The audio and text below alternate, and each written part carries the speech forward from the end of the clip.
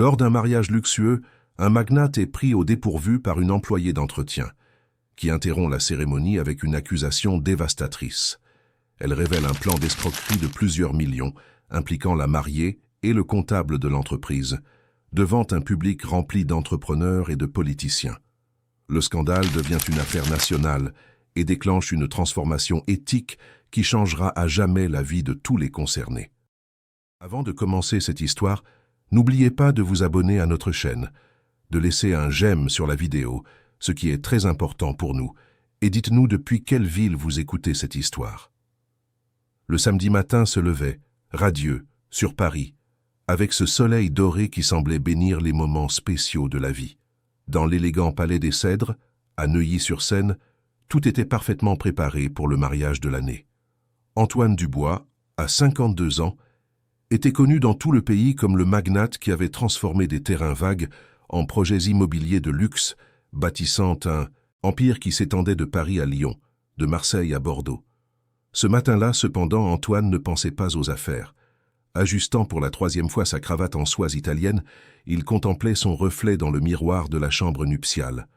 Cheveux grisonnants impeccablement coiffés, costume sur mesure qui soulignait sa posture élégante, et des yeux marrons qui brillaient d'un mélange de bonheur et de nervosité. Peu à peu, un sourire se dessina sur ses lèvres. Après 2 mariages ratés et des années consacrées exclusivement au travail, il avait enfin trouvé le grand amour. Camille Beaumont, 38 ans, était tout ce dont il avait toujours rêvé chez une compagne.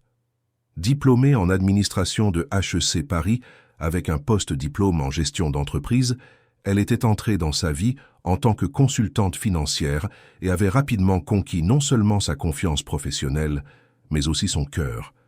Elle était élégante, intelligente, sophistiquée et savait converser sur l'art, la littérature et l'économie avec la même aisance. Au cours des 2 dernières années, elle était devenue sa confidente, sa partenaire en affaires et maintenant sa future épouse. À l'extérieur du palais, les invités commençaient à arriver. Députés, sénateurs, entrepreneurs influents, journalistes des grands médias, artistes de renom. La liste des présents ressemblait au who's who de la société française. Parmi eux se trouvait également une présence plus discrète, mais non moins importante pour Antoine. Madame Colette Fournier, 63 ans, employée responsable du nettoyage au siège de Dubois Immobilier depuis 23 ans. Colette était arrivée au palais vers 7 heures du matin, comme elle le faisait toujours lorsqu'il y avait des événements spéciaux de l'entreprise. Ce n'était pas officiellement son obligation d'être là, mais elle avait insisté pour aider aux derniers préparatifs. C'était une femme de petite taille, mince, avec des cheveux grisonnants toujours attachés en un chignon simple et des mains calleuses qui racontèrent l'histoire d'une vie entière dédiée au travail. Née à Carpentras, en Provence, elle était venue à Paris encore jeune, à la recherche de meilleures opportunités pour élever son petit-fils après la perte prématurée de sa fille. Tandis qu'elle arrangeait les fleurs des compositions arrivées en retard, Colette ne pouvait s'ôter de l'esprit ce qu'elle avait découvert la veille au soir. Travaillant plus tard, pour que tout soit impeccable pour le mariage de son patron, elle avait oublié son portefeuille au bureau et était revenue le chercher. C'est alors qu'elle avait entendu des voix dans le bureau du comptable de l'entreprise, Édouard Lefebvre. La porte entr'ouverte lui permit d'entendre des bribes d'une conversation qui lui glaça le sang. Édouard parlait au téléphone avec quelqu'un de documents, de procuration et de virements bancaires qui auraient lieu juste après la cérémonie. Il mentionnait des comptes à l'étranger, des sommes millionnaires, et répétait plusieurs fois le nom de Camille. Colette, le cœur battant à tout rompre, réussit à se cacher lorsqu'elle réalisa que la conversation touchait à sa fin. Édouard sortit précipitamment, oubliant de verrouiller complètement un tiroir de son bureau. La curiosité et l'instinct protecteur qu'elle avait développé au fil de plus de 2 décennies au service de la famille Dubois la firent agir. D'une main tremblante, elle ouvrit le tiroir et trouva des documents qui confirmèrent ses pires craintes.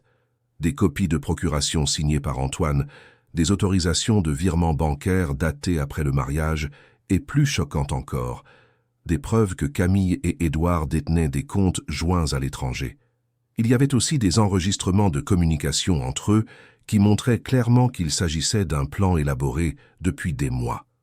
Colette photographia tout avec le téléphone portable que son petit-fils lui avait appris à utiliser garda les documents originaux dans son sac et passa toute la nuit sans dormir, se demandant quoi faire. Comment une simple femme de ménage pourrait-elle accuser la future épouse de son patron de trahison et d'escroquerie financière? Qui la croirait? En même temps, comment pourrait-elle se taire en sachant que l'homme qui l'avait toujours traitée avec respect et dignité était sur le point d'être victime d'un crime? Maintenant, marchant dans les couloirs du palais tandis que les premiers invités s'installaient dans la salle principale, elle sentait le poids de la décision qu'elle devait prendre. Antoine avait toujours été plus qu'un patron pour elle. Lorsque son petit-fils Gabriel avait eu besoin d'une opération chirurgicale, c'est Antoine qui avait payé toutes les dépenses médicales sans même qu'elle demande de l'aide. Quand elle-même était tombée malade d'une pneumonie et avait été absente pendant 2 mois, il avait maintenu son salaire intégral et avait même envoyé des paniers garnis chez elle. C'était un homme bon, et elle ne pouvait pas le laisser se faire duper.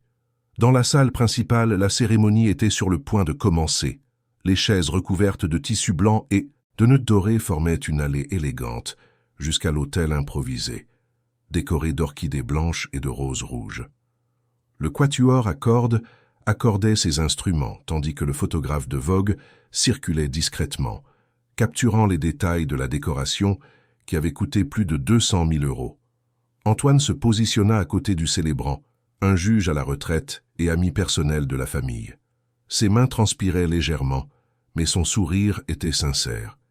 Il regardait vers la porte principale, attendant l'entrée de Camille, quand son regard croisa celui de Colette au fond de la salle. Elle était visiblement nerveuse, serrant quelque chose contre sa poitrine, et ses yeux transmettaient une urgence qui l'intrigua.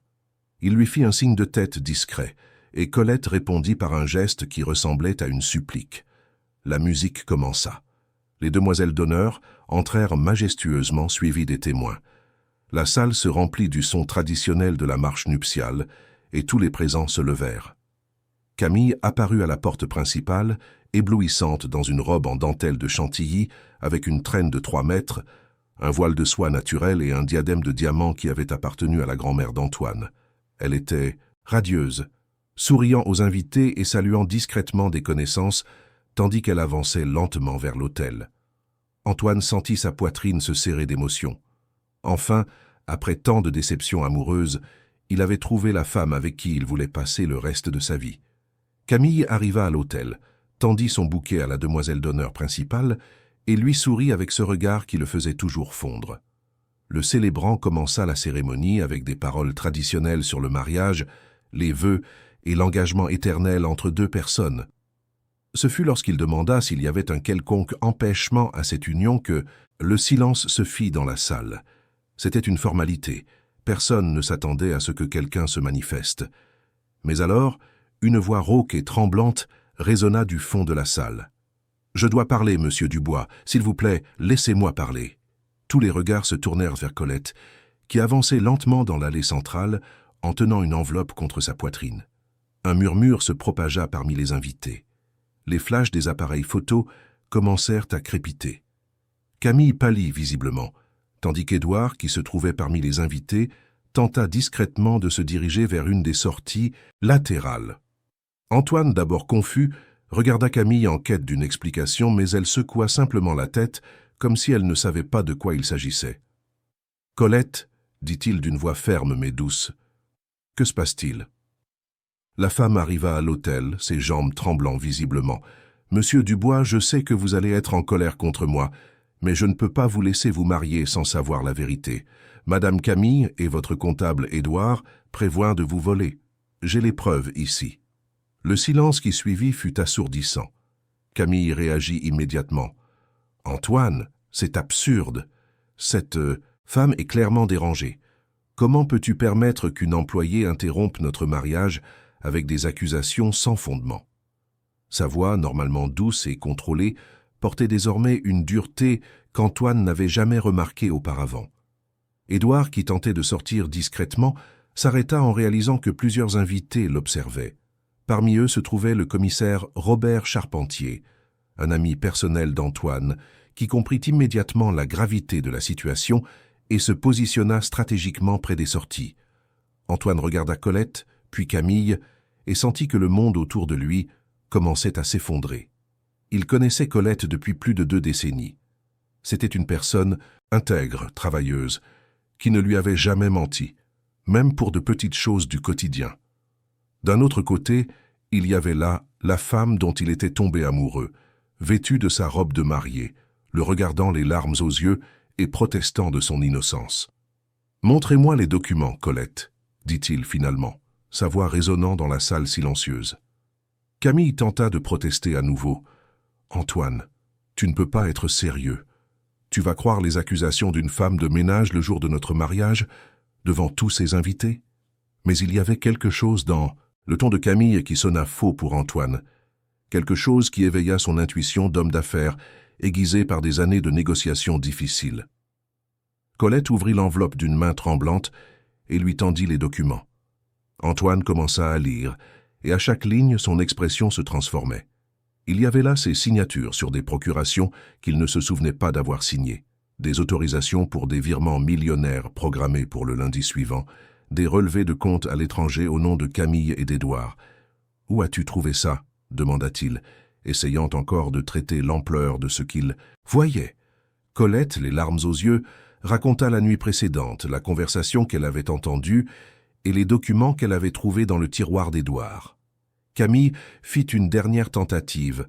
« Antoine, mon amour, tu dois me faire confiance.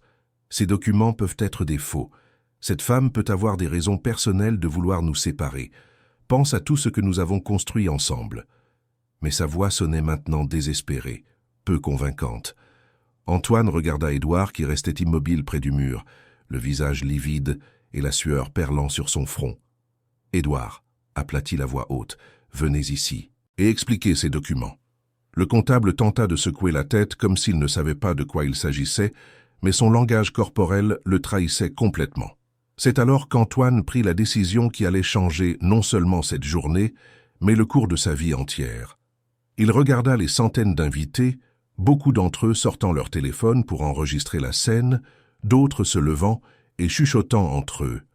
Il vit des journalistes prendre des notes rapidement et des hommes d'affaires qui négociaient des millions avec lui échanger des regards significatifs. « Mesdames et messieurs, » dit-il, sa voix se projetant dans la salle sans avoir besoin de microphone, « je suis profondément désolé, mais ce mariage ne peut pas avoir lieu. » Le murmure explosa en voix forte et en exclamation de surprise. Camille poussa un cri de protestation et tenta de le retenir par le bras, mais il s'écarta doucement. « Colette, » dit-il en se tournant vers la femme qui restait là, tremblante, « merci pour votre courage. Je sais que ce n'a pas été facile de faire ce que vous avez fait. » Elle hocha simplement la tête, les larmes coulant maintenant librement sur son visage. Robert Charpentier s'approcha rapidement. « Antoine, si ces documents sont vrais, nous devons agir immédiatement. Je vais alerter la police judiciaire. » Antoine acquiesça de la tête, essayant encore d'absorber la réalité de la situation. Camille fit une dernière tentative désespérée. « Antoine, tu commets la plus grande erreur de ta vie. Ces accusations sont sans fondement, et tu regretteras d'avoir cru cette femme au lieu de me faire confiance. » Mais quelque chose dans ses yeux avait changé. La douceur et la vulnérabilité qui l'avaient toujours captivé avaient été remplacées par une froideur calculatrice qu'il n'avait jamais remarquée auparavant. La salle était maintenant en pleine effervescence. Des invités se dirigeaient vers les sorties, d'autres formaient de petits groupes pour discuter de ce qu'ils venaient de voir. Les photographes tentaient de capturer des images de la mariée abandonnée et du marié qui avait annulé son propre mariage. Au milieu de tout ce chaos, Colette restait aux côtés d'Antoine, comme un havre de paix au milieu de la tempête qui s'abattait sur sa vie. Édouard tenta une dernière fois de s'échapper, mais Robert avait déjà briefé la sécurité de l'événement. Lorsque la police judiciaire arriva 20 minutes plus tard, il fut retrouvé sur le parking en train d'essayer de monter dans une voiture avec de fausses plaques d'immatriculation. Les agents saisirent également 2 passeports avec des identités différentes qui étaient en sa possession. Antoine regarda autour de la salle qui aurait dû être le théâtre de son bonheur et ne vit que des décombres. Des fleurs éparpillées, des chaises renversées, des invités se retirant en chuchotant, et au centre de tout, Colette, la femme simple qui avait tout risqué pour le protéger.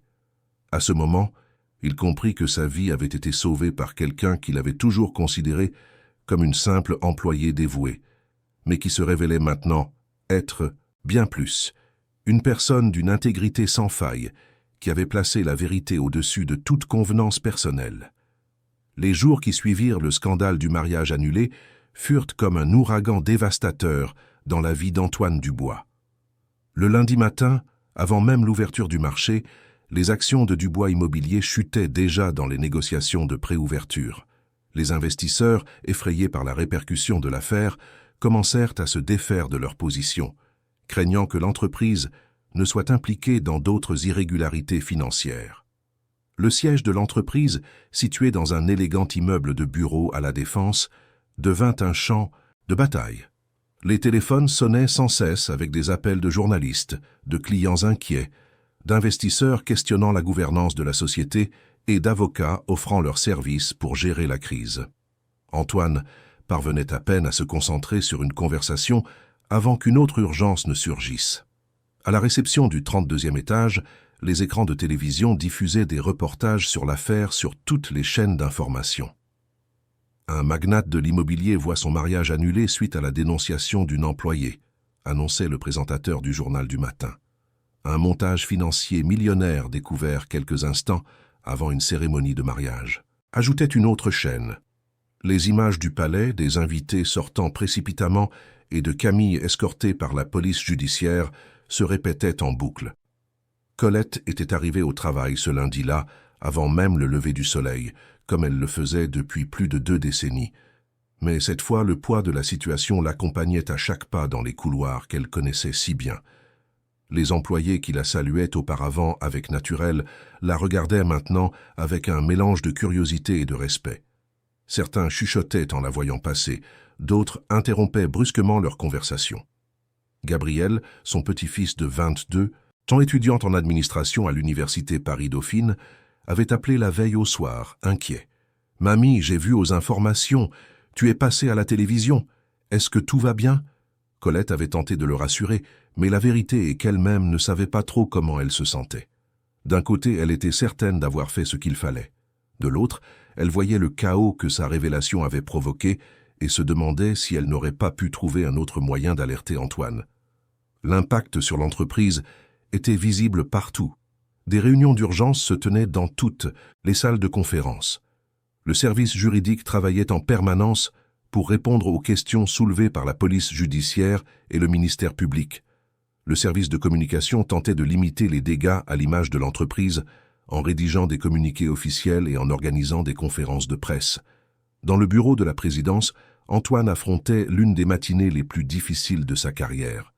Assis au bureau en acajou qui avait appartenu à son père, fondateur de l'entreprise, il examinait des rapports financiers tout en essayant de digérer tout ce qui s'était passé.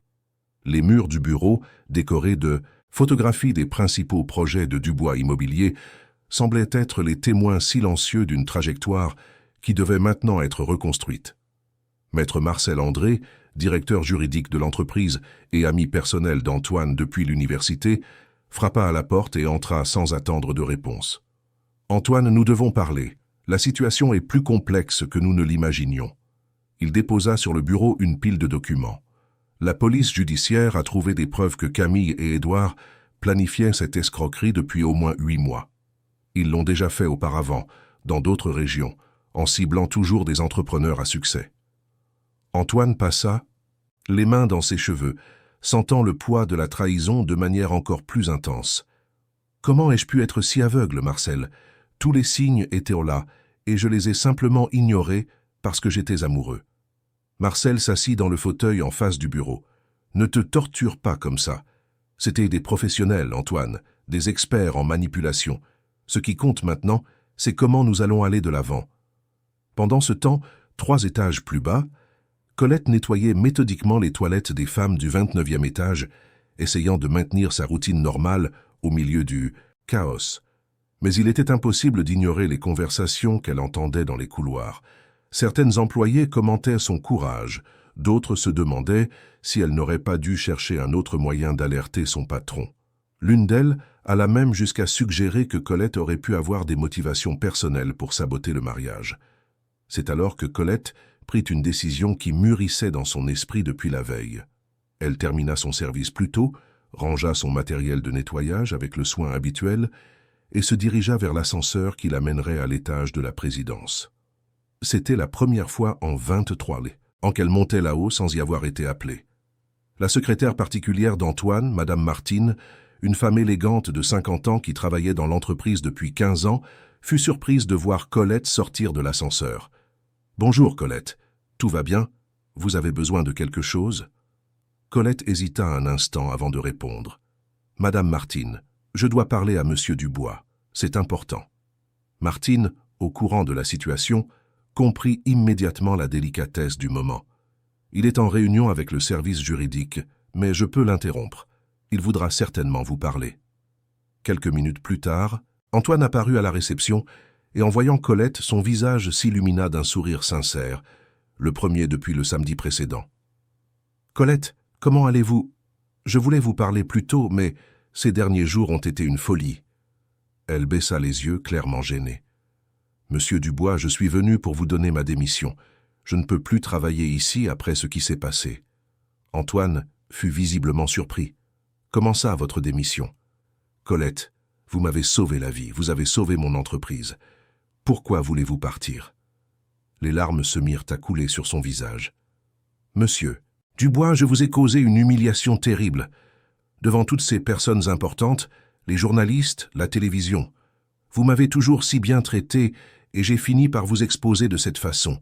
Je n'arrive même plus à dormir en y pensant. » Antoine ressentit une profonde émotion en réalisant la pureté des préoccupations de Colette. Il y avait là une femme qui avait sauvé sa fortune et sa réputation et qui se sentait pourtant coupable de lui avoir causé un embarras public. « Colette, entrez dans mon bureau, s'il vous plaît. Nous devons parler calmement. » Pour la première fois en 2 décennies, Colette pénétra dans le bureau de la présidence de Dubois Immobilier. Ses yeux parcoururent la pièce avec une admiration discrète. La vue panoramique sur la ville à travers les baies vitrées, les meubles imposants, les œuvres d'art sur les murs, les prix d'entreprise dans des vitrines en cristal. Antoine l'invita à s'asseoir dans le fauteuil en face de son bureau, le même où se trouvait Marcel quelques instants plus tôt. « Colette, je veux que vous m'écoutiez attentivement, » dit Antoine, sa voix chargée de sincérité. « Ce que vous avez fait samedi n'était pas une humiliation pour moi. C'était le plus grand acte de loyauté et de courage que quelqu'un ait jamais montré à mon égard. Vous avez risqué votre emploi, votre position, votre tranquillité, pour me protéger de personnes qui voulaient me détruire. » Elle secoua timidement la tête. « Mais, Monsieur Dubois, c'était si embarrassant devant tous ces invités importants. » Antoine se pencha en avant, établissant un contact visuel direct avec elle. « Colette, les personnes qui étaient là sont des entrepreneurs, des politiciens, des gens du monde des affaires. Ils respectent le courage et l'intégrité par-dessus tout. Ce que vous avez fait ne m'a pas fait honte, cela m'a grandi. Cela a montré à tout le monde quel genre d'employé j'ai, quel genre de culture existe dans cette entreprise. » La conversation fut interrompue par un coup à la porte. Marcel revint avec une expression préoccupée. « Antoine, désolé d'interrompre, mais nous avons un problème. Le conseil d'administration veut une réunion extraordinaire pour demain. Ils remettent en question la gestion de l'entreprise et la façon dont l'affaire a été menée. » Antoine soupira profondément. « Marcel, je vous présente Colette, la femme qui a sauvé cette entreprise. Colette, voici Maître Marcel, notre directeur juridique. » Marcel tendit la main à Colette avec un respect sincère. « Madame Fournier, c'est un honneur de vous rencontrer. Toute l'entreprise vous est redevable. » Colette, encore timide, lui serra la main et le remercia à voix basse. Antoine resta silencieux quelques instants, puis quelque chose s'illumina dans ses yeux. « Colette, j'ai une proposition à vous faire. Mais avant, j'ai besoin que vous me répondiez sincèrement. En 23 ans de travail ici, vous avez observé comment l'entreprise fonctionne. Si vous pouviez changer quelque chose pour l'améliorer, que serait-ce » Colette fut surprise par la question. Jamais personne ne lui avait demandé son avis sur le fonctionnement de l'entreprise. Elle hésita, mais Antoine l'encouragea d'un geste. « Vous pouvez parler, je veux vraiment savoir. »« Eh bien, Monsieur Dubois, si vous me le demandez vraiment, » commença-t-elle lentement, « je pense que parfois, les gens dans les bureaux ne se parlent pas assez. Je vois des employés qui sont au courant de problèmes, mais qui ont peur de parler. J'en vois d'autres qui font des choses mal, et personne n'a le courage de les dénoncer. Et je vois aussi beaucoup de gaspillage, des gens qui ne valorisent pas le travail des autres. Antoine et Marcel échangèrent des regards significatifs. L'analyse de Colette, bien qu'exprimée dans un langage simple, touchait au cœur des problèmes de gouvernance d'entreprise auxquels de nombreuses sociétés étaient à confronter. « Continuez, s'il vous plaît », demanda Antoine. « Je pense que si les gens se respectaient davantage, s'ils avaient un endroit où parler quand quelque chose ne va pas, et si tout le monde savait que faire ce qui est juste est plus important que de protéger son patron ou son collègue, l'entreprise serait bien meilleure. » Colette dit tout cela d'un seul trait, comme si elle avait gardé ses pensées pendant des années. Antoine se leva et alla à la fenêtre, contemplant la ville en contrebas. Après quelques instants, il se tourna vers Colette avec une expression déterminée. « Colette, je veux vous offrir un nouveau poste dans cette entreprise. Je veux que vous soyez notre directrice de la culture d'entreprise. » Le silence qui suivit fut total. Colette regarda Antoine comme s'il avait parlé dans une autre langue. « Monsieur Dubois, je crois que je n'ai pas bien compris. Vous parlez d'un poste de directrice? Je suis femme de ménage, je n'ai même pas fini le lycée. » Colette, Antoine retourna à son fauteuil. « Au cours de ces dernières décennies, j'ai engagé des cadres avec des masters de Harvard, des consultants internationaux au CV impeccable, des professionnels avec des certifications du monde entier. Et vous savez ce que j'ai découvert? Le papier accepte tout. Ce qui ne s'y inscrit pas, c'est le caractère, l'intégrité, la capacité de faire ce qui est juste même quand c'est difficile. Et vous avez tout cela. » Marcel, d'abord surpris par la proposition, commença à en comprendre le génie. « Antoine a raison, Colette. Ce que vous avez démontré samedi dernier ne s'apprend pas à l'université. Cela vient de l'intérieur des valeurs que vous portez. » Colette était toujours sous le choc. « Mais monsieur Dubois, je ne connais rien à l'administration, aux lois, à l'informatique. Comment vais-je être directrice de quoi que ce soit ?» Antoine sourit. « Colette, vous apprendrez ce que vous aurez besoin d'apprendre. Nous fournirons toutes les formations nécessaires. Nous aurons une équipe pour vous soutenir. Mais l'essentiel, vous l'avez déjà, la capacité de voir ce qui ne va pas et le courage d'agir. » La proposition d'Antoine n'était pas seulement une récompense pour la loyauté de Colette, mais une stratégie d'entreprise bien pensée. Il comprit que l'entreprise avait besoin d'une transformation profonde de sa culture organisationnelle. Et qui de mieux pour mener cette transformation que quelqu'un qui connaissait l'entreprise depuis la base, qui avait la confiance des employés de tout niveau et qui avait fait preuve d'une intégrité incontestable. « Que ferais-je exactement en tant que directrice de la culture d'entreprise ?» demanda Colette, sa voix encore hésitante. Antoine se pencha en avant, enthousiasmé par la possibilité. « Vous créeriez des canaux pour que les employés puissent signaler des irrégularités sans crainte de représailles. Vous développeriez des programmes de formation en éthique des affaires.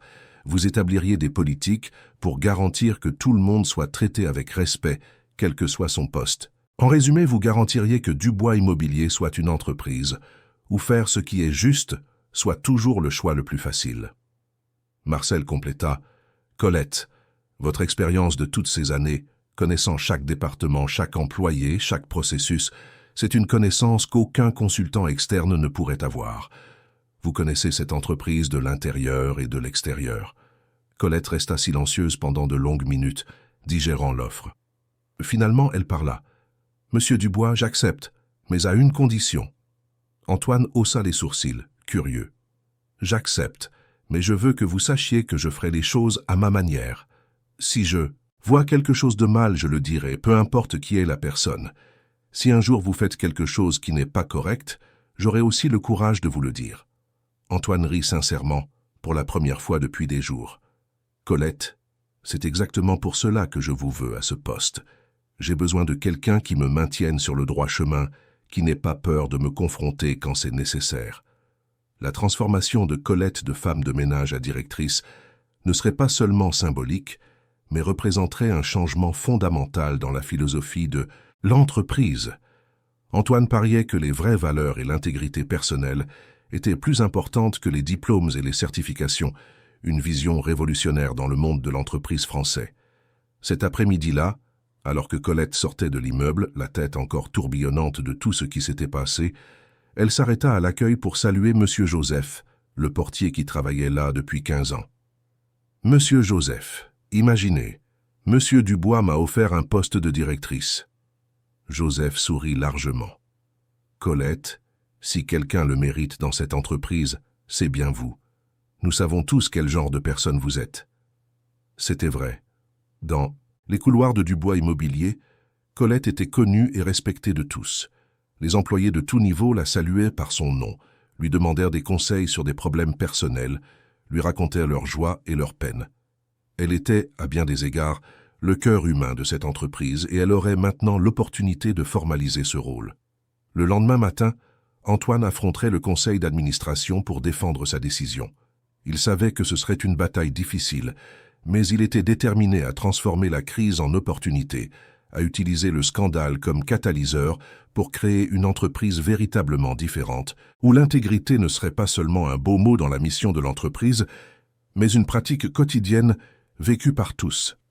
La salle de réunion du conseil d'administration de Dubois Immobilier n'avait jamais connu de séance aussi tendue que celle de ce mardi matin. L'atmosphère, normalement réservée aux discussions sur les stratégies de croissance et les analyses financières, bouillonnait désormais de questions sur la gouvernance d'entreprise et les prises de décisions controversées. Les 7 membres du conseil étaient les présents, chacun représentant différents aspects des intérêts de l'entreprise. Investisseurs, actionnaires minoritaires et experts indépendants. Antoine arriva à la réunion avec 10 minutes d'avance, comme toujours, mais cette fois, il portait un dossier contenant les documents qui soutiendraient la défense de sa décision la plus polémique en des décennies de direction d'entreprise. Il portait un costume bleu marine impeccable, mais ses yeux trahissaient la tension des derniers jours. Il savait qu'il ferait face à de la résistance, mais il était déterminé à transformer cette crise en une opportunité de renouveau pour l'entreprise que son père avait fondée plus de 40 ans auparavant. Monsieur Édouard Sampion, investisseur institutionnel et membre le plus ancien du conseil, ouvrit la séance avec une formalité protocolaire, mais son expression grave indiquait que la réunion serait tout sauf routinière. « Antoine, nous avons tous suivi les événements de ces derniers jours à travers la presse et les rapports internes. Le scandale du mariage annulé a déjà un impact sur nos actions, notre réputation et nos contrats. Nous avons besoin de réponses et surtout d'un plan pour regagner la confiance du marché. » La première heure de la réunion fut consacrée aux aspects techniques de la crise. Antoine présenta des rapports détaillés sur le montage découvert par Colette, expliquant comment Camille et Édouard avaient méticuleusement préparé l'escroquerie qui aurait pu coûter à l'entreprise plus de 50 millions d'euros. Maître Marcel André compléta avec des informations juridiques sur l'avancement des enquêtes et les mesures prises pour renforcer les contrôles internes. Madame Patricia Morin, spécialiste en gouvernance d'entreprise et seule femme au conseil, posa des questions techniques sur les procédures d'audit et de contrôle qui avaient permis à la fraude d'être préparée sans être détectée par les systèmes formels de l'entreprise. « Antoine, il est préoccupant que des documents d'une telle importance aient pu être préparés et signés sans que nos mécanismes de contrôle ne détectent d'irrégularités. Cela indique des failles systémiques dans nos processus. » C'est alors qu'Antoine introduisit le point central de sa stratégie. « Membre du Conseil, vous avez tout à fait raison d'identifier des failles dans nos systèmes. Mais je veux attirer votre attention sur un fait crucial. Nos systèmes électroniques, nos contrôles formels, nos procédures bureaucratiques ont complètement échoué à détecter la fraude. C'est une employée de nettoyage qui a découvert le montage grâce à son observation humaine, son intuition et surtout son intégrité personnelle. » Monsieur Robert Figuier, représentant des actionnaires minoritaires, haussa les sourcils. « Antoine, nous comprenons l'importance du rôle de cet employé dans la découverte de la fraude, et elle mérite certainement une reconnaissance et une récompense appropriée. Mais nous ne comprenons pas encore quelle est votre proposition spécifique. » Antoine prit une profonde inspiration et présenta sa décision. « Je souhaite nommer Colette Fournier au poste de directrice de la culture d'entreprise, un nouveau poste que je créerai dans la structure de l'entreprise. » Le silence qui suivit fut presque palpable. Les membres du conseil se regardèrent, certains avec des expressions de surprise, d'autres de scepticisme non dissimulé. Monsieur Sampion fut le premier à s'exprimer. « Antoine, avec tout le respect que je dois à l'employé en question et en reconnaissant sa contribution exceptionnelle, nous devons nous interroger sur la pertinence de cette décision. Nous parlons d'un poste de direction dans une société cotée en bourse avec des responsabilités fiduciaires et réglementaires complexes. Quelles sont les qualifications formelles de cette personne pour assumer une telle responsabilité? Antoine avait anticipé cette objection et était prêt à la défendre. Édouard, pendant 23 ans, Colette a travaillé à tous les étages de cet immeuble. Elle connaît tous les départements, tous les processus, a interagi avec des employés de tous les niveaux hiérarchiques. Elle a une connaissance pratique et humaine de notre entreprise qu'aucun consultant externe ou cadre nouvellement embauché ne pourrait avoir. Plus important encore, elle a fait preuve d'une intégrité absolue dans un moment de pression extrême. Monsieur Antoine Cardin, spécialiste des ressources humaines, souleva des questions pratiques. Antoine, même en reconnaissant ses qualités, comment comptez-vous justifier auprès du marché la nomination d'une personne sans formation supérieure à un poste de direction? Nos investisseurs, les analystes et la presse spécialisée vont sévèrement remettre en question cette décision. La tension dans la salle monta lorsque Madame Fernande Costa, représentante d'un fonds de pension détenant 15% des actions de l'entreprise, exprima des préoccupations plus directes. « Antoine, je crains que cette décision ne soit interprétée comme une réaction émotionnelle aux événements récents. Bien que nous comprenions votre gratitude envers l'employé, une entreprise de notre envergure ne peut pas prendre de décisions stratégiques basées sur des sentiments personnels. » Antoine sentit une irritation croissante, mais garda son sang-froid professionnel. « Fernande, je peux vous assurer que ce n'est pas une décision émotionnelle. C'est une décision stratégique basée sur une analyse rationnelle de ce dont notre entreprise a besoin pour éviter que de telles situations ne se reproduisent. » Colette n'a pas découvert la fraude par hasard. Elle l'a découverte parce qu'elle a quelque chose que nos systèmes n'ont pas, des valeurs solides, une attention aux détails humains et le courage d'agir lorsque c'est nécessaire. Maître Marcel, réalisant qu'Antoine avait besoin de soutien, décida d'intervenir. Membre du Conseil, j'aimerais ajouter une perspective juridique. Les nouvelles réglementations sur la conformité et la gouvernance d'entreprise exigent que les entreprises mettent en œuvre une culture organisationnelle qui favorise la dénonciation et la transparence. Colette a démontré exactement le type de comportement que ces réglementations cherchent à encourager. Madame Morin, qui était restée pensive pendant la discussion, fit une observation perspicace. « Antoine, votre proposition est intéressante d'un point de vue conceptuel, mais comment prévoyez-vous de structurer les responsabilités de ce nouveau poste? Quelles seraient les attributions spécifiques de la directrice de la culture d'entreprise ?» Antoine ouvrit son dossier et distribua un document qu'il avait préparé pendant la nuit. « Patricia, j'ai élaboré une proposition détaillée.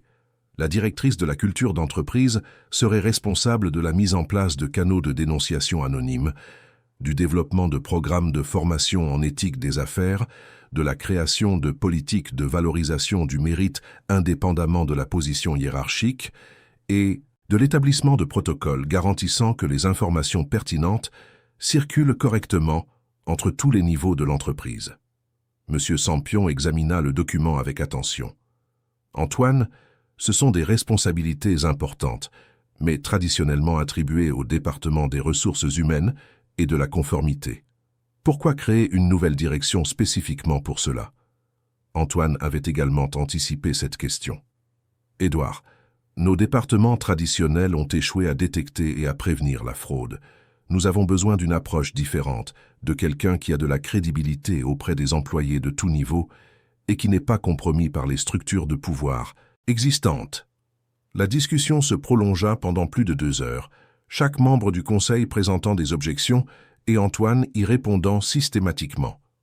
Monsieur Figuier souleva des questions sur les précédents juridiques. Madame Costa insista sur les risques pour la réputation. Monsieur Cardin questionna les aspects pratiques de la transition. Mais peu à peu, certains membres commencèrent à comprendre la logique derrière la proposition d'Antoine.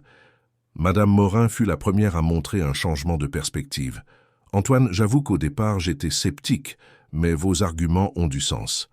Si nous voulons vraiment transformer notre culture organisationnelle, nous avons peut-être besoin de quelqu'un qui vient de l'extérieur des structures hiérarchiques traditionnelles, quelqu'un que les employés verront comme authentique et non comme une autre imposition de la direction. Maître Marcel profita de l'ouverture pour renforcer l'argument juridique. Madame Morin a raison. D'un point de vue légal, avoir quelqu'un avec la crédibilité et le parcours de Colette à la tête de nos efforts de conformité peut être un avantage important si nous faisons face à un examen réglementaire à l'avenir. C'est alors qu'Antoine joua son argument le plus persuasif.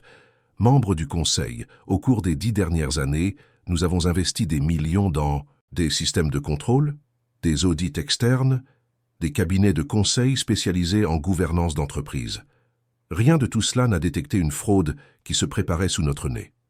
Une employée de nettoyage, en utilisant uniquement son observation et sa conscience, a sauvé notre entreprise d'une perte de 50 millions d'euros.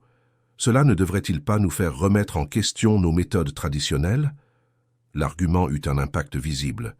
Monsieur Sampion, qui avait été le plus résistant, resta silencieux pendant de longs moments avant de parler. « Antoine, votre point est valable.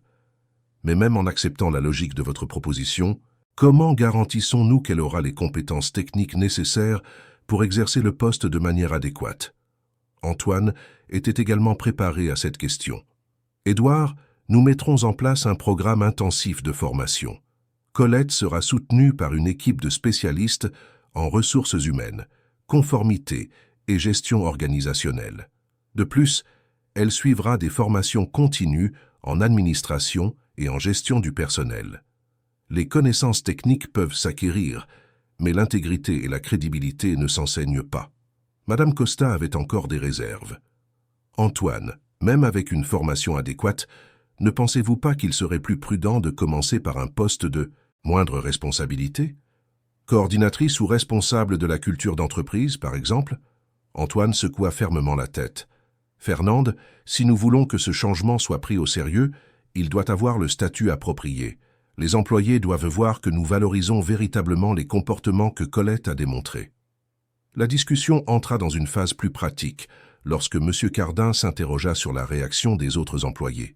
« Antoine, comment vous attendez-vous à ce que les managers et les coordinateurs réagissent en voyant une femme de ménage promue à un poste de direction?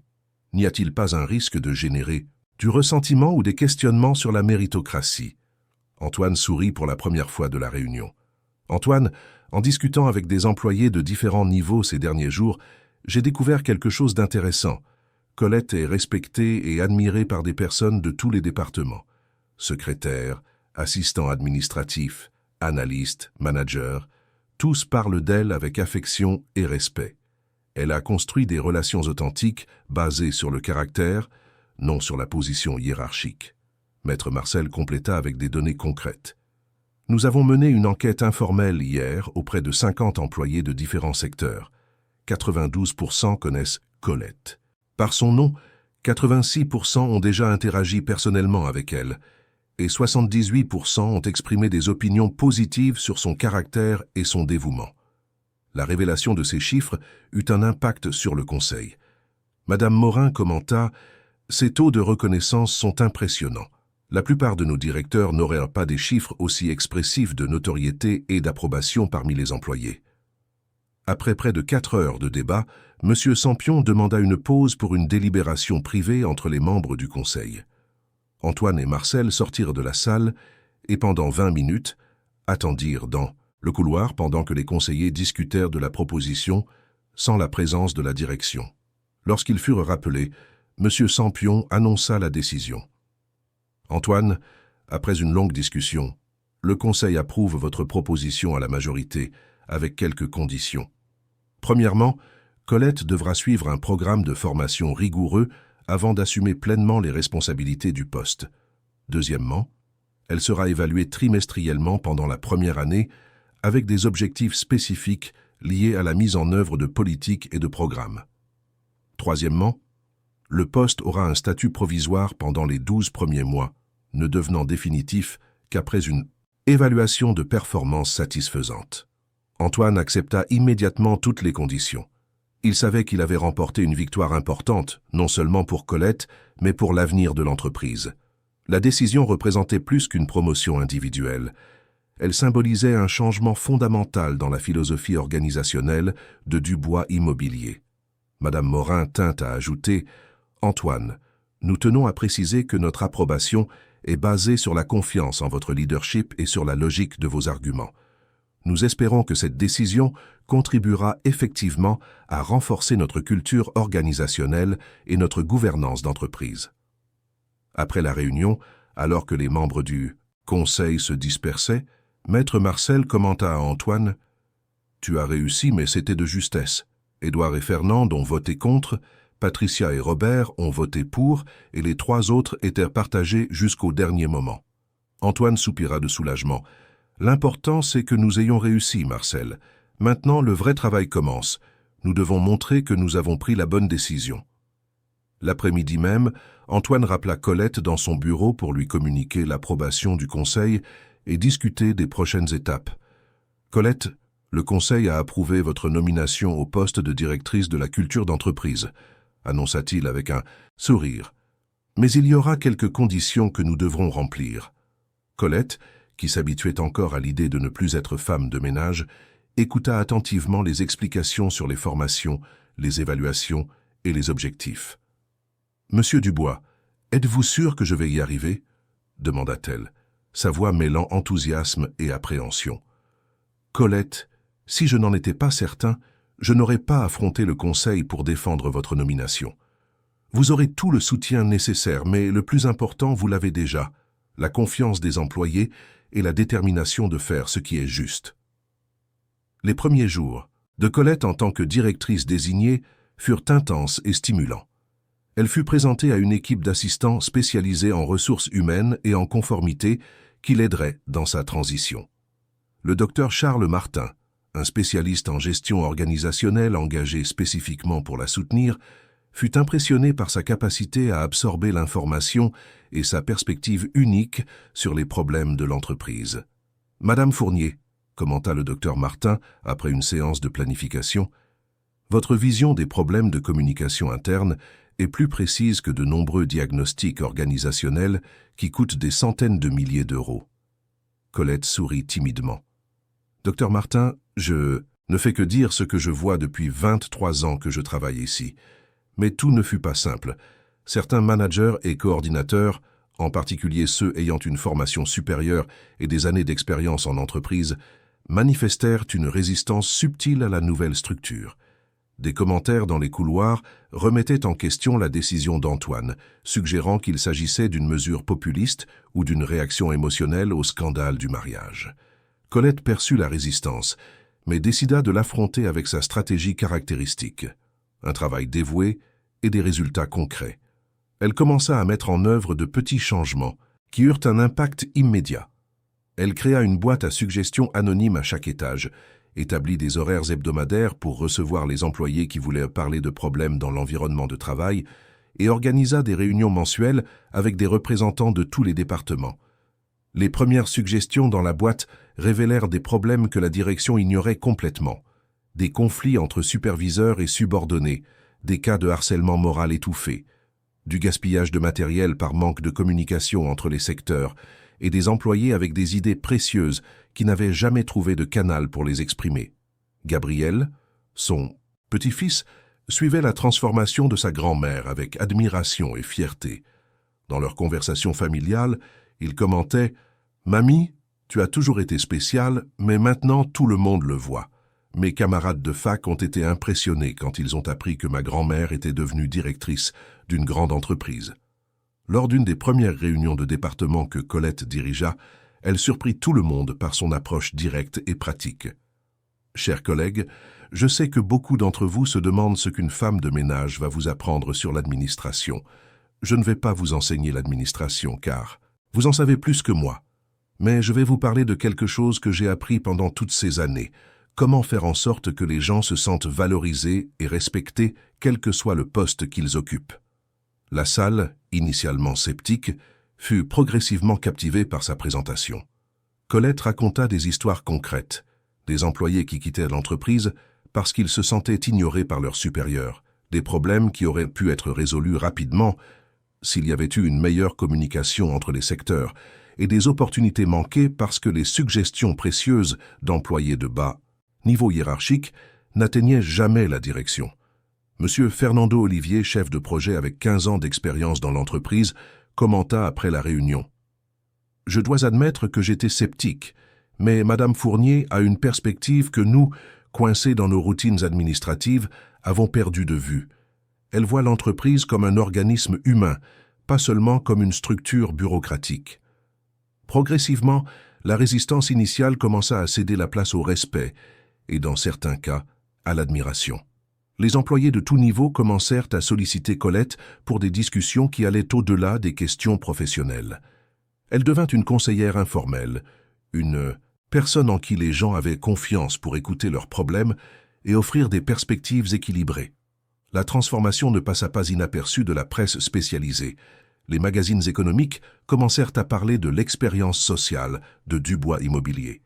Certains avec scepticisme, d'autres avec une curiosité sincère quant aux résultats que cette approche non conventionnelle pourrait générer.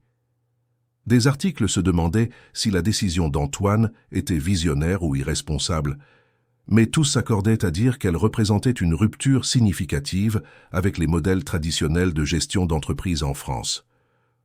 Les analystes de marché observaient attentivement les indicateurs de l'entreprise, attendant des signes de l'impact de ce changement culturel sur les résultats financiers et opérationnels. 3 mois après sa nomination, Colette présenta son premier rapport trimestriel au Conseil. Les chiffres étaient impressionnants. Une diminution de 30% des plaintes au prud'homme, une augmentation de 25% des suggestions d'améliorations opérationnelles et une réduction significative du roulement du personnel. Plus important encore, une enquête sur le climat organisationnel montra une amélioration substantielle des indices de satisfaction et d'engagement des employés. M. Sampion, qui avait été l'un des plus sceptiques quant à sa nomination, reconnut lors de la réunion « Colette, je dois admettre que vos premiers résultats sont encourageants. Vous démontrez que notre pari pourrait avoir été le bon. » Colette remercia humblement, mais tint à attribuer les résultats à la collaboration de toute l'équipe et au soutien de la direction. Le succès initial de Colette renforça la position d'Antoine au sein du Conseil et sur le marché. L'entreprise commença à être perçue non seulement comme un promoteur immobilier à succès, mais aussi comme un modèle innovant de gestion organisationnelle. Les écoles de commerce commencèrent à demander des études de cas sur l'expérience et d'autres entreprises manifestèrent leur intérêt pour connaître les pratiques mises en œuvre par Colette. Mais le véritable test était encore à venir. Le passé de Camille et d'Édouard n'avait pas encore été complètement révélé, et de nouvelles révélations étaient sur le point d'émerger, testant une fois de plus la structure éthique que Colette était en train de construire au sein de Dubois Immobilier. 6 mois s'étaient écoulés depuis le scandale du mariage annulé, et Dubois Immobilier ne s'était pas seulement remis de la crise, mais connaissait une période de croissance et de reconnaissance sans précédent. Les actions de l'entreprise s'étaient valorisées de 20% au-delà des niveaux d'avant la crise, et des contrats importants étaient conclus avec des clients recherchant des partenaires à la réputation solide en matière d'éthique des affaires. Colette, désormais complètement adaptée à son rôle de directrice de la culture d'entreprise, avait transformé non seulement les processus internes de l'entreprise, mais aussi la perception que le marché avait de Dubois Immobilier. Son programme de conformité participative était devenu une référence nationale, étudié par les universités et reproduit par d'autres entreprises du secteur. Un jeudi matin ensoleillé, Antoine était dans son bureau en train d'examiner des rapports de performance lorsque sa secrétaire Martine frappa à la porte avec une expression préoccupée. « Monsieur Dubois, il y a un appel très important sur la ligne 1. C'est Madame Camille. » Le silence qui suivit fut chargé de tension. Antoine n'avait plus eu de nouvelles de son ex-fiancée depuis le jour où elle avait été emmenée par la police judiciaire. « A-t-elle dit de quoi il s'agissait » demanda Antoine, sa voix trahissant le malaise que ce nom lui causait encore. Martine hésita. Elle a dit qu'elle avait une proposition importante, quelque chose pour clore toute cette affaire une bonne fois pour toutes. Antoine resta silencieux quelques instants, puis demanda de transférer l'appel. La voix de Camille semblait différente au téléphone, moins assurée, plus calculatrice qu'il ne s'en souvenait. « Antoine, je sais que cet appel doit être une surprise, mais je dois te parler personnellement. J'ai une proposition qui pourrait t'intéresser, toi et ton entreprise. » Antoine répondit froidement. « Camille, nous n'avons rien à nous dire. Tu es poursuivi pour escroquerie, et nos avocats s'en occupent par les voies appropriées. » « Antoine, s'il te plaît, écoute-moi. Je peux faire en sorte que tu retires toutes les accusations contre moi. En échange, je publie un communiqué dans lequel j'admets avoir été manipulé, par Édouard qui agissait seul. Cela épargnerait à ton entreprise un long et embarrassant procès, qui maintiendra ce scandale dans les médias pendant des mois, » dit Camille, sa voix portant la même persuasion qui avait un jour conquis Antoine. La proposition était tentante d'un point de vue pratique. Un procès public maintiendrait en effet l'affaire sous les feux des projecteurs, pourrait générer de nouvelles spéculations dans les médias et potentiellement nuire à l'image de l'entreprise qu'ils avaient mis tant d'efforts à reconstruire. Mais Antoine avait beaucoup changé ces derniers mois. L'expérience avec Colette lui avait appris à valoriser l'intégrité au-dessus de la commodité. « Camille, je vais réfléchir à ta proposition et te donner une réponse dans 48 heures, » dit-il en mettant fin à l'appel. Mais Antoine savait déjà quelle serait sa décision. Plus important encore, il savait avec qui il voulait discuter de cette question avant de donner une réponse définitive. 1 heure plus tard, Colette était assise dans la salle de réunion de la direction, écoutant Antoine lui relater la conversation avec Camille. Elle écoutait attentivement, posant des questions pertinentes et prenant des notes dans un carnet qu'elle portait toujours sur elle. Quand Antoine eut fini d'expliquer la proposition, il la regarda droit dans les yeux. « Colette, je vous ai fait venir ici parce que j'ai confiance en votre jugement éthique. D'un point de vue pratique, accepter la proposition de Camille est peut-être la décision la plus intelligente pour l'entreprise. Cela éviterait une exposition prolongée dans les médias, clôturerait l'affaire rapidement et nous permettrait de nous concentrer entièrement sur l'avenir. Qu'en pensez-vous » Colette resta silencieuse quelques minutes, réfléchissant clairement à la complexité de la situation. Finalement, elle parla avec la conviction qu'Antoine avait appris à respecter et à admirer. « Monsieur Dubois, vous me demandez ce que je pense, alors je vais dire la vérité. La vérité n'est pas quelque chose que l'on négocie en fonction de ce qui est le plus pratique.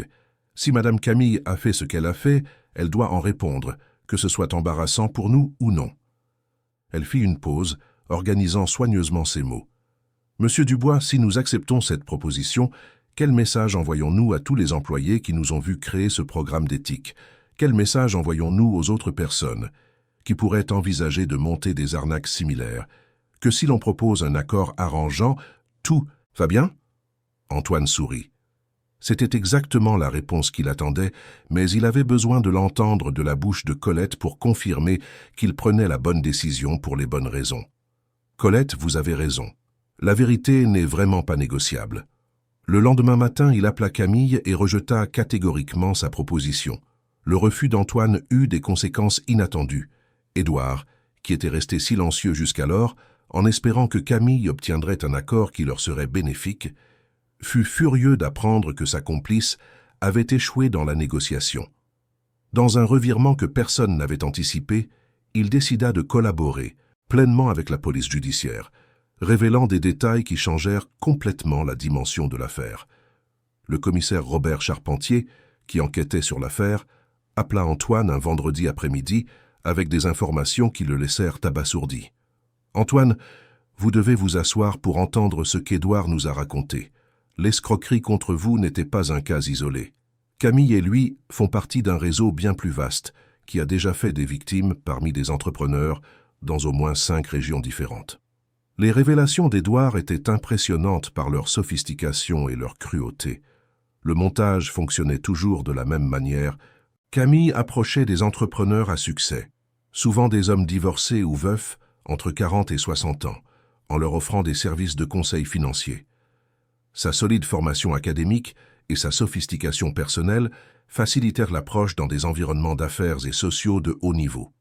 Édouard, diplômé en comptabilité et spécialisé en gestion financière internationale, se positionnait comme un comptable indépendant, spécialisé dans les structures fiscales complexes. Il parvenait toujours à se faire embaucher par les entreprises des cibles, obtenant ainsi l'accès à des informations confidentielles et au système de contrôle interne. La phase de conquête sentimentale durait généralement entre 18 mois et 2 ans. Camille montrait un intérêt sincère pour les affaires de ses victimes, offrait des suggestions précieuses, participait à des événements sociaux et devenait progressivement indispensable, tant sur le plan professionnel que personnel. Lorsque la relation se consolidait et que la perspective du mariage se dessinait, la phase finale de l'escroquerie commençait. Édouard préparait de faux documents, des procurations frauduleuses et des structures bancaires à l'étranger qui permettraient de transférer des sommes substantielles immédiatement après l'officialisation du mariage. Les transferts étaient toujours programmés pour avoir lieu le week-end ou les jours fériés, lorsque les systèmes de contrôle bancaire fonctionnaient avec des équipes réduites et une supervision moindre. Antoine, selon Édouard, ils ont déjà réussi ce coup avec au moins 6 entrepreneurs, expliqua Robert. Les sommes détournées s'élèvent à plus de 200 millions d'euros. Certains cas n'ont même pas été portés à la connaissance des autorités, car les victimes ont préféré négocier des accords privés pour éviter l'exposition publique. Mais il y avait une révélation encore plus choquante. Le père de Camille, le député Jean-Richard Beaumont, non seulement connaissait les activités criminelles de sa fille, mais participait également activement au réseau. Il utilisait son influence politique pour couvrir les crimes, interférant dans les enquêtes policières et offrant sa protection lorsqu'une affaire menaçait de devenir publique. Le député Beaumont recevait 15% de toutes les sommes détournées, continua Robert. En échange, il utilisait ses contacts dans le pouvoir judiciaire, la police judiciaire et le ministère public pour s'assurer que les enquêtes soient classées sans suite ou protégées. Nous avons des preuves qu'il est intervenu directement dans au moins 3 cas précédents. L'ampleur des révélations laissa Antoine abasourdi. Il avait été victime non pas d'une escroquerie isolée, mais d'une organisation criminelle sophistiquée, qui opérait depuis des années avec une protection politique de haut niveau. La découverte de Colette n'avait pas seulement sauvé son entreprise, mais potentiellement des dizaines d'autres futures victimes. Dans les semaines qui suivirent, les enquêtes s'intensifièrent. La police judiciaire lança l'opération Château de Cartes, arrêtant Camille, Édouard et le député Beaumont dans une action coordonnée qui eut un retentissement national. Les documents saisis révélèrent l'existence de comptes bancaires dans des paradis fiscaux, de propriétés acquises avec des fonds détournés et d'un réseau de complicité incluant d'autres politiciens, des cadres bancaires et des opérateurs financiers. C'est dans ce contexte qu'Antoine prit une décision qui marquerait définitivement son héritage entrepreneurial et personnel. Lors d'une conversation avec Colette sur l'impact que l'affaire avait sur la perception publique de l'éthique des affaires, elle fit une observation qui l'inspira profondément. « Monsieur Dubois, je pense à toutes les autres entreprises qui pourraient vivre des situations similaires, avec des employés qui savent des choses incorrectes, mais n'ont pas le courage ou ne savent pas comment les dénoncer. Combien de Camille et d'Édouard sont là, à monter des arnaques parce qu'ils savent que les gens préfèrent cacher plutôt que d'affronter la vérité. » La réflexion de Colette planta une graine dans l'esprit d'Antoine. S'il avait réussi à transformer sa propre entreprise en valorisant l'intégrité et en créant des canaux efficaces pour les dénonciations éthiques, pourquoi ne pas étendre cette expérience à d'autres organisations? Colette, et si nous créions une fondation dédiée à la promotion de l'intégrité dans le monde de l'entreprise, nous pourrions offrir des formations, des consultations, des programmes de conformité à d'autres entreprises qui souhaitent développer des cultures organisationnelles plus éthiques, proposa Antoine. Les yeux de Colette s'illuminèrent à cette idée. Monsieur Dubois, ce serait merveilleux. Imaginez combien de personnes nous pourrions aider, combien d'entreprises nous pourrions protéger, d'escroqueries comme celle-ci. Ils passèrent les semaines suivantes à développer le concept, à définir des objectifs et à structurer ce qui allait devenir la fondation Bâtir l'intégrité. La fondation serait une organisation à but non lucratif dédiée à la promotion de la transparence, de l'éthique et de l'intégrité dans le milieu des affaires français. Elle offrirait des programmes de formation pour les employés de tout niveau, des consultations spécialisées en conformité et en gouvernance d'entreprise, et créerait un réseau national de canaux de dénonciation pour les irrégularités en entreprise. Quand Antoine offrit à Colette la présidence de la nouvelle fondation, elle hésita d'abord. « Monsieur Dubois, je ne savais même pas ce qu'était une fondation jusqu'à la semaine dernière. Comment vais-je être présidente d'une chose si importante ?» Antoine sourit. « Colette, Vous apprendrez ce qu'est une fondation, la gestion, tous les aspects techniques nécessaires. Mais l'essentiel, vous l'avez déjà, la crédibilité, l'intégrité et la capacité d'inspirer les autres à faire ce qui est juste. Colette accepta le défi, mais avec une condition caractéristique de son humilité et de sa sagesse pratique. « J'accepte, Monsieur Dubois, mais je veux que la Fondation représente tous les employés éthiques qui existent, pas seulement nous. 2. Je veux que d'autres personnes comme moi qui travaillent honnêtement et voient des choses incorrectes se produire, sachent qu'elles ont de la valeur et que leur voix compte. » La création de la Fondation Bâtir l'intégrité fut annoncée lors d'une conférence de presse qui eut un retentissement national. Entrepreneurs, universitaires, journalistes spécialisés et représentants d'organisations de la société civile saluèrent l'initiative. La Fondation reçut rapidement des propositions de partenariat avec des universités, des associations professionnelles et des organismes gouvernementaux. Gabriel, le petit-fils de Colette, maintenant en dernière année d'administration, suivait la transformation de sa grand-mère avec une admiration croissante. « Mamie, quand j'étais petit, je pensais que tu étais spéciale, parce que tu faisais toujours les choses bien. Maintenant, je comprends que tu as toujours été une leader, c'est juste que personne ne t'avait donné l'occasion de le montrer », commenta-t-il lors d'un déjeuner de famille. L'inauguration officielle de la Fondation fut prévue pour la même semaine que le procès de Camille, d'Édouard et du député Beaumont. L'événement eut lieu dans l'auditorium du MEDEF, en présence de plus de 500 invités, dont des entrepreneurs, des cadres, des universitaires et des représentants de la presse. Colette, qui avait passé des mois à préparer sa présentation avec l'aide de consultants en communication, monta sur scène vêtue d'un élégant tailleur bleu marine, mais en conservant la simplicité et l'authenticité qui l'avaient toujours caractérisée. Lorsqu'elle commença à parler, sa voix claire et ferme résonna dans l'auditorium silencieux. « Je m'appelle Colette Fournier. Il y a un an, j'étais femme de ménage. Aujourd'hui, je suis présidente d'une fondation. Mais la chose la plus importante à mon sujet n'a pas changé.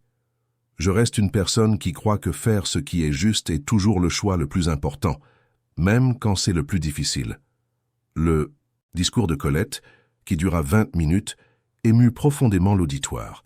Elle raconta son histoire personnelle, de son arrivée de Provence à Paris à la recherche de meilleures opportunités, en passant par ses années de travail dévouées chez Dubois Immobilier, jusqu'au moment crucial où elle décida d'interrompre le mariage de son patron pour dénoncer la fraude. Je sais que beaucoup de personnes ici dans la salle ont déjà vu des choses incorrectes se produire dans leur travail, dans leur entreprise, dans leur vie. Je le sais parce que je l'ai vu aussi, pendant de nombreuses années, avant d'avoir le courage de faire quelque chose. Ce que j'ai appris, c'est que lorsque l'on voit quelque chose de mal et qu'on ne fait rien, on devient complice de cette erreur. Elle fit une pause, regardant directement la caméra de télévision qui retransmettait l'événement en direct. Notre fondation existe pour dire à chaque personne qui travaille honnêtement dans ce pays « Votre voix compte, votre caractère a de la valeur, et faire ce qui est juste ne doit jamais être puni. Cela doit être récompensé, célébré, protégé. » La fin de son discours déclencha une ovation qui dura plus de 5 minutes. Des entrepreneurs se levaient, des journalistes prenaient des notes rapidement, et de nombreuses personnes dans l'auditoire essuyaient des larmes. Gabriel, regardant depuis le premier rang, pleurait de fierté en voyant sa grand-mère inspirer des centaines de personnes avec son histoire de courage et d'intégrité. La vidéo du discours de Colette devint virale sur les réseaux sociaux, partagée des millions de fois, et générant des commentaires émus de personnes de toute la France. Des employés de différentes entreprises racontèrent des cas similaires d'irrégularité dont ils avaient été témoins, beaucoup étant inspirés par l'exemple de Colette pour enfin dénoncer des situations problématiques. La semaine suivante, le procès de Camille, d'Édouard et du député Beaumont aboutit à des condamnations exemplaires. Camille fut condamnée à 12 ans de prison pour escroquerie aggravée, association de malfaiteurs et blanchiment d'argent. Édouard écopa de 10 ans pour les mêmes crimes, avec une réduction de peine pour sa collaboration avec la justice. Le député Beaumont fut condamné à 15 ans pour corruption passive, blanchiment d'argent et obstruction à la justice. L'impact des condamnations se répercuta sur la scène politique et économique nationale. D'autres enquêtes furent ouvertes pour vérifier d'éventuelles victimes supplémentaires du réseau, et des réglementations plus strictes furent mises en place pour prévenir des fraudes similaires.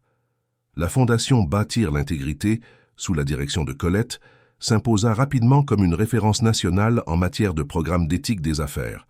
Au cours de sa première année de fonctionnement, elle offrit des formations à plus de 50 entreprises, mit en place des systèmes de dénonciation dans 200 organisations et reçut plus de 3000 signalements d'irrégularité, aboutissant à la découverte et à la correction de problèmes qui auraient pu causer des préjudices millionnaires. Les universités commencèrent à inclure le cas Dubois Immobilier dans leur programme d'administration et d'éthique des affaires. Le modèle de gouvernance participative développé par Colette devint un objet d'étude académique et une source d'inspiration pour des réformes dans d'autres organisations. Antoine, voyant le succès de la fondation et l'épanouissement personnel et professionnel de Colette, réfléchissait souvent à la façon dont sa vie avait changé depuis ce samedi traumatisant qui avait failli aboutir à un mariage frauduleux. L'entreprise ne s'était pas seulement complètement remise de la crise, mais connaissait la période la plus prospère de son histoire, attirant des clients et des investisseurs précisément pour sa réputation d'intégrité et de transparence. Colette a transformé non seulement mon entreprise, mais aussi ma perspective sur le leadership et les valeurs, commentait Antoine dans des interviews sur la gestion d'entreprise. Elle m'a appris que la compétence technique sans intégrité personnelle est une combinaison dangereuse et que le véritable leadership commence par l'exemple personnel de faire ce qui est juste, quelles que soient les conséquences. 2 ans après le scandale du mariage annulé, Dubois Immobilier était devenu un exemple national de gouvernance d'entreprise et de culture organisationnelle. Colette, désormais reconnue nationalement comme une experte en éthique des affaires, continuait de vivre dans la même maison simple où elle avait élevé Gabriel. Mais sa routine incluait des conférences dans des universités, des consultations pour de grandes entreprises et des participations à des émissions de télévision sur l'entrepreneuriat et le leadership. Gabriel, fraîchement diplômé en administration, décida de suivre les traces de sa grand-mère dans le domaine de l'éthique des affaires. « Mamie, ce que tu m'as appris ne concernait pas l'administration ou les affaires, c'était sur le caractère. Et c'est quelque chose qui ne s'apprend pas à l'université, » dit-il lors de sa remise de diplôme, où Colette était l'invitée d'honneur. Dans son discours de remise de diplôme, Colette réfléchit au parcours qu'il avait mené de femme, de ménage à présidente de fondation, mais souligna que le changement le plus important n'avait pas été dans son titre ou sa position sociale, mais dans sa capacité à inspirer d'autres personnes à valoriser l'intégrité au-dessus de la commodité. Mes chers jeunes diplômés, vous allez entrer sur le marché du travail avec d'excellentes connaissances techniques, mais je veux vous laisser un dernier conseil. N'oubliez jamais que le vrai succès ne se mesure pas seulement à ce que vous accomplissez, mais à la manière dont vous l'accomplissez. Faites toujours ce qui est juste, même quand personne ne regarde, même quand c'est plus difficile, même quand tout le monde autour de vous fait le contraire. La fondation Bâtir l'intégrité continuait de croître et d'étendre son influence. Des partenariats avec des organisations internationales exportèrent le modèle français de gouvernance participative vers d'autres pays d'Amérique latine. Colette voyageait régulièrement pour des conférences internationales, toujours accompagnée de Gabriel, qui était devenu son bras droit à la fondation. Lors d'un de ses voyages au Mexique, Colette rencontra Maria González, une employée de nettoyage d'une entreprise mexicaine qui avait dénoncé des irrégularités dans son organisation et subissait des représailles. « Madame Fournier, votre histoire m'a donné le courage de faire ce qui était juste, même en sachant que je serais punie pour cela », dit Maria par l'intermédiaire d'un traducteur. Des cas comme celui de Maria se répétaient régulièrement. L'histoire de Colette était devenue un symbole international du fait que l'intégrité et le courage peuvent émerger de n'importe quelle position hiérarchique, inspirant des personnes dans des circonstances similaires à travers le monde. Un samedi soir, 3 ans après le mariage annulé qui avait changé sa vie, Colette était chez elle, triant de vieilles photos avec Gabriel, lorsqu'elle tomba sur une photo d'elle datant de ses premiers jours chez Dubois Immobilier. C'était une jeune femme timide, tenant un balai et souriant timidement à l'appareil photo. « Mamie, regarde comme tu as changé », commenta Gabriel, comparant la vieille photo à une image récente de Colette prononçant un discours lors d'une conférence internationale. Gabriel, mon amour, je n'ai pas tant changé que ça. J'ai toujours été la même personne à l'intérieur. Ce qui a changé, c'est que le monde a enfin vu qui j'étais vraiment, répondit-elle en serrant son petit-fils dans ses bras avec tendresse. À ce moment de réflexion tranquille, Colette comprit pleinement le sens de son parcours. Il ne s'agissait pas seulement d'une histoire personnelle de dépassement de soi, mais d'une démonstration que les vraies valeurs peuvent transformer des organisations entières, inspirer des changements systémiques et créer des héritages qui transcendent les générations. Gabriel, regardant sa grand-mère avec une admiration renouvelée, fit une observation qui résuma parfaitement l'impact de sa transformation. « Mamie, le plus grand cadeau que tu m'aies fait, ce ne sont pas les opportunités que tu as obtenues grâce à la Fondation. C'est de m'avoir appris que faire ce qui est juste en vaut toujours la peine, peu importe le temps que cela prend pour être reconnu. » L'histoire de Colette Fournier était devenue une légende vivante, inspirant des milliers de personnes à croire que l'intégrité individuelle peut générer des changements collectifs, que le courage moral a plus de valeur que les positions hiérarchiques, et que faire ce qui est juste, même quand c'est difficile, finit toujours par payer.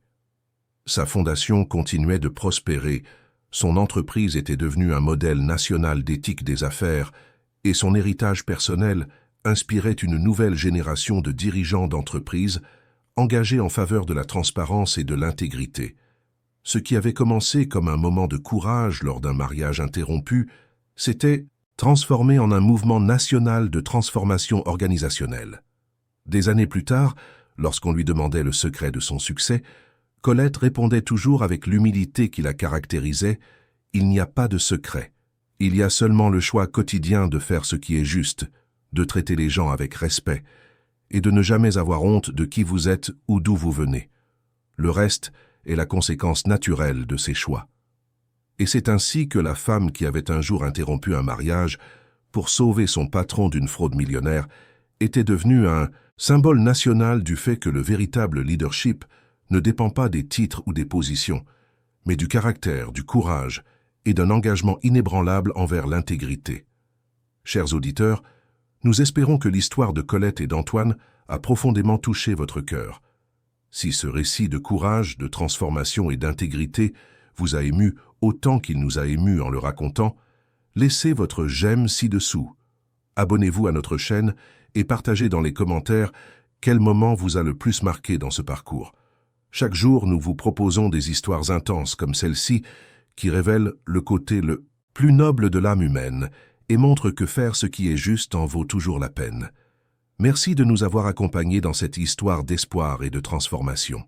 À notre prochain épisode, où nous continuerons d'explorer les mystères du cœur humain à travers des récits qui inspirent et transforment.